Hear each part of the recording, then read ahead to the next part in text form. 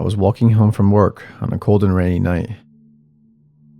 I worked at my local 7-Eleven for a few months as a young adult, while I was trying to get my life together. I didn't even have a car at this point in my life, but I did what I had to do to get by. Most of the time I had a friend or family member able to pick me up from work, but I wasn't too stressed when I sometimes had to walk home. It was about a 20-minute walk to my apartment when I took my time. Maybe 15 minutes if I had a quick and steady walking pace, though. I'm from Memphis, Tennessee, by the way, and as a lot of you probably know, certain areas of this city can be incredibly dangerous. Notorious for crimes like murder, robbery, kidnapping, and such else. In order to get home, I would usually take a shortcut through this pretty sketchy neighborhood.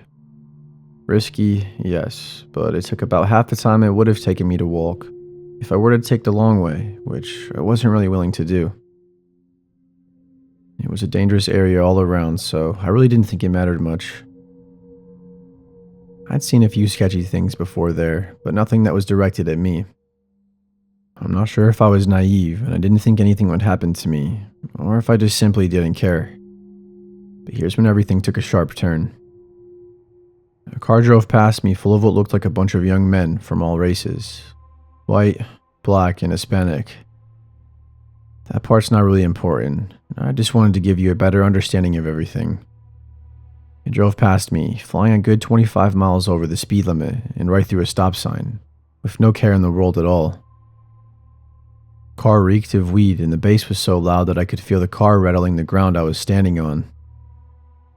It drove past me a few more times, but the last time it did, I was almost murdered. I heard the car in the distance again to the left of me, and I had a bad feeling this time, so I dove down behind a bush, hoping to not be seen. I heard them slowly driving past me, as I could feel them looking for me. I was thinking that one of them saw me in this general direction, but they weren't sure where I went. I was convinced I was going to be a victim of some sort of crime at least. They were starting to get closer, and I was worried that one of them would see me. But all I could do was pray. Suddenly, I heard one of them yell, "Over there. Look right there, bro. Behind the bush." They drove over to where I was hiding in a stranger's front yard, pretty close to the sidewalk, and the driver slammed on the brakes, and everyone in the car pointed guns at me. Every single one of them. One opened the door, and the others were hanging out of the window. I stood there unable to move, thinking that my life was about to end. I just paused in fear. Here I am in the middle of a semi-unknown neighborhood, out of my element, with no protection at all, under this gang's radar. Two of them had handguns, one an AR-15, and the other a shotgun. I know it seems like they were just trying to scare me, but I was shocked and scared shitless they were going to kill me. It all happened so fast, and the whole thing probably only lasted 10 seconds maximum, but time stood still. It felt like a whole minute, and I was just waiting there to die. They were yelling at me, and I don't remember what they said. Definitely just trying to intimidate me or whatever, and it worked alright. They actually just drove away, and nothing happened after that. But I still had a good mile to walk through this neighborhood, so I was very vulnerable. The rain started picking up as well, and I was pretty wet at this point, but this was the least of my concerns. I was just terrified that they would come back, and that the outcome would be much different this time. I think it was their fucked up way of having fun. To think I was almost murdered for fun, just for nothing, is absolutely terrifying. I was minding my own business after a 12-hour shift, and on my way home to finally get some rest. You bet your ass I quit my job that very next day, and my boss understood. I didn't want to ever put myself in a position that would risk something like that ever again.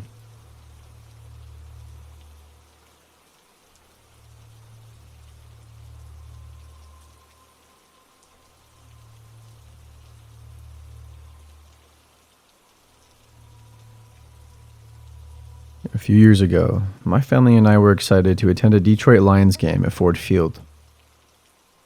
The stadium was buzzing with anticipation as fans flooded in the arena, and it was jam-packed. So much that I was starting to feel claustrophobic. I couldn't help but feel a rush of excitement though as we settled into our seats, ready for an afternoon of football. As the game kicked off, the roar of the crowd echoed throughout the stadium. People cheered, clapped, and shouted with enthusiasm. The atmosphere was almost electric, and I couldn't help but get caught up in the excitement. However, amidst the sea of cheering fans, there was one man who caught my attention. A mysterious stranger sitting a few rows ahead of us. He kind of blended in with the crowd, dressed casually in jeans and a worn-out Lions hoodie.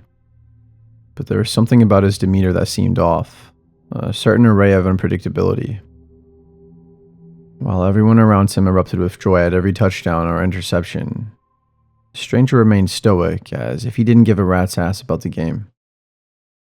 He appeared to be alone, and he seemed kind of creepy, to be honest.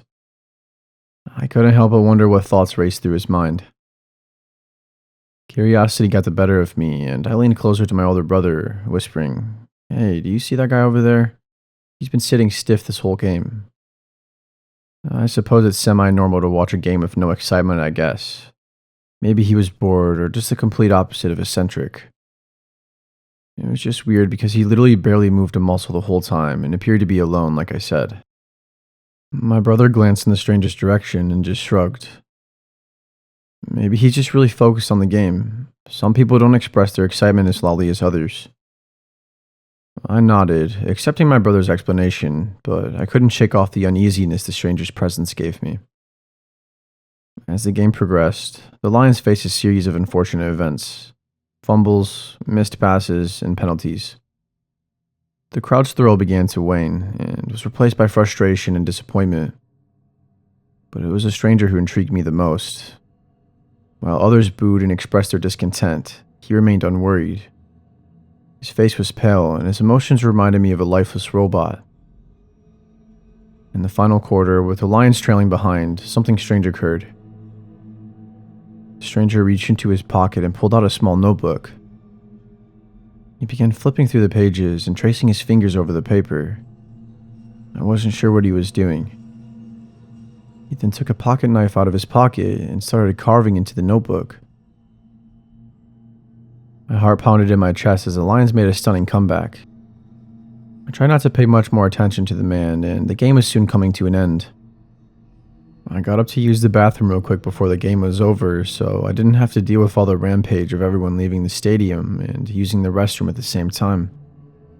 I've actually made that mistake before. As soon as I got up and I started walking up the steps, I noticed the man turned his body a whole 90 degrees and looked at me. He then got up as well and he followed after me. Right then and there, I probably should have turned back around to tell my dad, but my stubborn ass chose against it. Why? I couldn't tell you. I walked into the bathroom as he trailed behind. I thought it wasn't going to be so bad, considering we were at a pro football game and that the bathroom should be jam-packed, right? Wrong. The only other person in there was a small boy, and he ran outside almost as soon as I walked in. It was just me and this random man now. I went to the urinal and I did my business, as I could feel the man watching me from behind. I was freaking out inside, but I was trying to keep my composure. I didn't want him to think I was scared. I turned around, not even concerned to wash my hands in all honesty. He was standing there just blocking the doorway with his creepy grin. I stopped in my tracks. "Hey bud, do you want to help me for $25? It will only take a few minutes." Then he grabbed his groin area. It was at this exact moment I jolted towards the exit, not even caring if he was going to try and grab me. It was my last-ditch attempt to get the hell out of there. I want you to all keep in mind that I was only 15 at the time, and I was very scrawny, as I just had barely hit puberty, and I was also small even for my age. He tried to swipe at me with that same pocket knife that I saw him stabbing the notebook with earlier. Luckily he didn't get me though, and he missed completely as I juked him out and I gave him a low blow with my shoulder, and I basically spin moved myself out of there. I ran back to the seats to get my dad, but the man left and he was gone for the time being. Unfortunately, I had one last event with him. I didn't pay any attention to where he went. I just ran outside screaming for help and that this guy was trying to kill me. Nobody did anything to stop the man as he ran away, unfortunately. I can't really blame them though, as everyone was probably confused. I told my family about what happened, and my dad called the police. They couldn't do much because the cameras there couldn't identify the man well enough to be sure of a suspect. Later that night, as I was trying to sleep, I couldn't for the life of me fall asleep, which wasn't too unusual. There was something unusual, however, and it was the last time I turned around in my bed, trying to get comfy, just tossing and turning. I saw a dark shadow outlining my window. I jumped out of bed and I ran away, yelling for my family to wake up. My dad checked all around the house, and even outside where I saw him, but he was gone.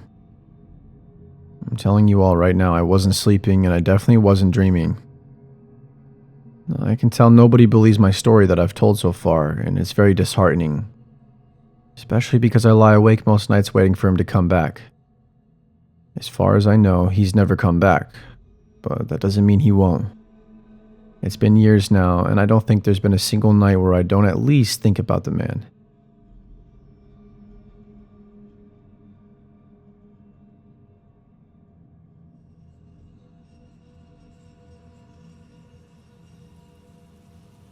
This happened in 2004 when I was 14, in England.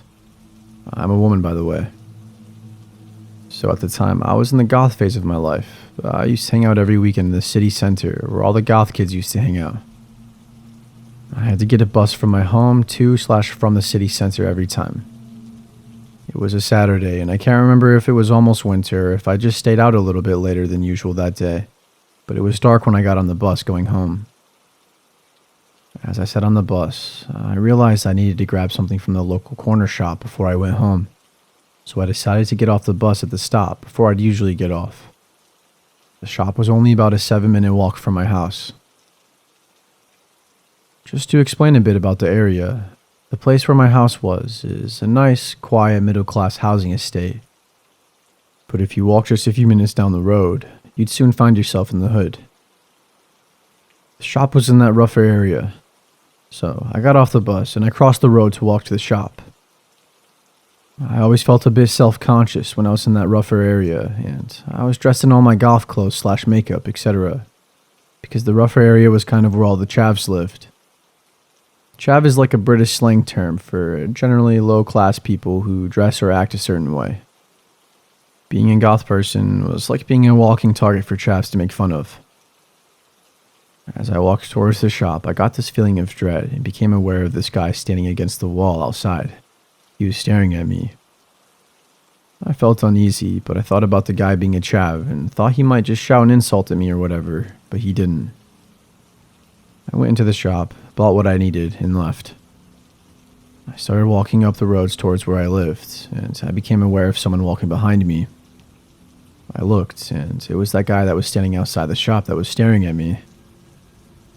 I decided to cross onto the other side of the road where there were no houses, only a school, so I could try and figure out if the guy was following me or if he was just genuinely going in the same direction as me.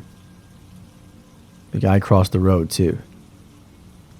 I walked a bit further, then I decided to cross back into the side of the road I was originally on, and surprise, surprise, the guy crossed the road again behind me. By this point, I was certain he was following me, so I picked up my pace a little and I crossed back over, as I needed to be on the other side of the road to get to my housing estate. The guy still followed and crossed behind me. As we were on the verge of my housing estate, I honestly don't know why I did it, but I decided to turn around and confront him. I asked him why he was following me, and of course he denied it.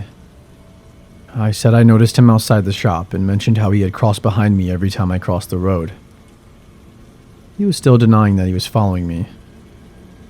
He was clearly intoxicated with either alcohol or drugs, or both. Now I'd seen him up close. He was clearly a lot older than me, probably in his 30s. He then started asking me to go to his friend's party with him. I asked him where the party was, and it was back in the rougher area, even further than the shop that I'd walked from. I told him no, and I told him my age, so he was aware I was a child. After I told him I was 14, he was still asking me to come to this party with him. I reaffirmed to him that I would not be going to this party and I was just trying to get home. I wasn't being confrontational, as I was just scared of angering him. If anything, I was being quite polite and nice, considering he was an absolute creep. I then said something to him like, "I just want to get home without you following me." And he told me to walk then, and that he wasn't going to follow me. So I started walking. I took a few steps, and he had once again started walking towards me, following me.